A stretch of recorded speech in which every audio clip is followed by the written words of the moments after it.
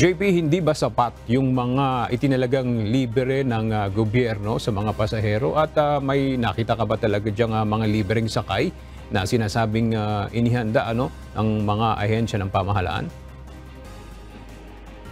Yes, Aga.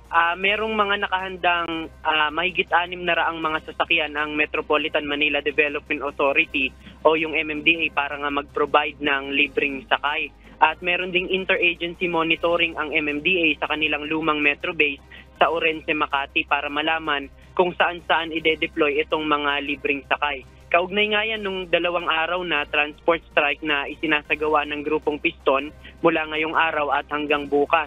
Kaninang umaga, nagtipon-tipon ang mga miyembro ng Piston sa University Avenue para doon sa kanilang welga at tumulak sila sa Land Transportation Franchising and Regulatory Board na Central Office.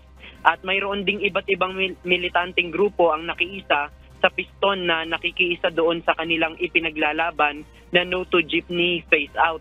Dahil sa strike, mayroong ilang mga pasahero kanina sa Commonwealth Avenue ang naabutan nating nahihirapang makasakay. Ayon sa kanila, nasa halos 40 minutes silang naghintay para makasakay ng mga biyaheng Quiapo. Mas matagal ito kaysa dun sa regular nilang paghihintay kumpara kapag walang tigil pasada.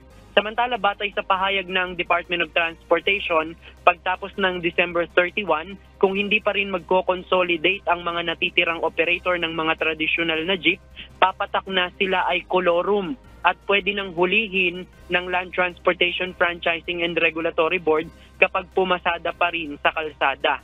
Ang matitirang traditional na jeep na bibiyahe pa rin sa January 2024 ay yung mga nagpasa ng intent para sa consolidation. At pagbibigyan sila ng nasa 2 hanggang 3 taon bago magpalit ng mga modernized unit ng jeep.